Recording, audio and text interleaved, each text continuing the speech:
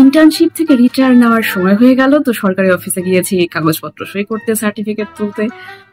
সেখানে গিয়ে দেখি রিটায়ারমেন্টের বয়স পার হয়ে যাওয়া এক প্রাগৈতিহাসিক জিনিস যা তখনও সরকারি অফিসের দেয়ালে ঝুলে আছে।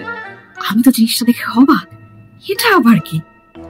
এটা কি কোনো টাইম বোম, কোন বিদেশি চক্রান্ত? এটার একটায় চাপলে কি ইসরায়েলিকে বোমা পড়বে, আর একটায় চাপলে আমেরিকায়?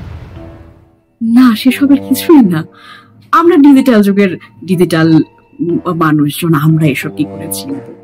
চ্যাটজিপিটিকে বললাম, ভাই দেখো তো এই জিনিসটা কি, এটা আসলে কি, খায় না মাথায় মাখে। আমাকে অনেক কিছু জানালো সে। আমাকে সে বলল 1950 থেকে 80-র দশক পর্যন্ত বাংলাদেশে এই ধরনের সুইচ বোর্ড প্রচলিত ছিল।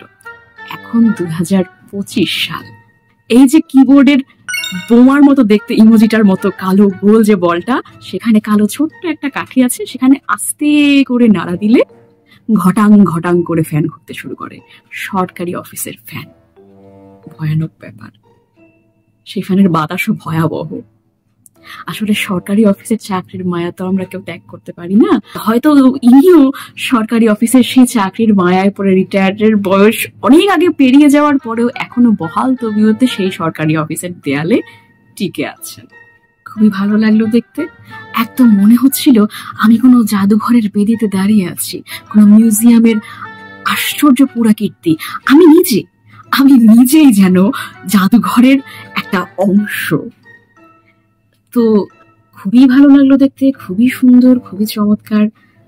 শুধু একটাই কামনা, কোনো দুর্ঘটনার শিরোনামের সাথে যেন আমার নাম না জড়ায়। আমি আল্লাহর নামে তাড়াতাড়ি ওখান থেকে বেরিয়ে এলাম। যদিও আমার কাগজপত্র সই করতে আরো প্রায় 1.5 ঘন্টার মতন সময় লেগেছিল, আমি আর ওই এলাকায় থাকিনি।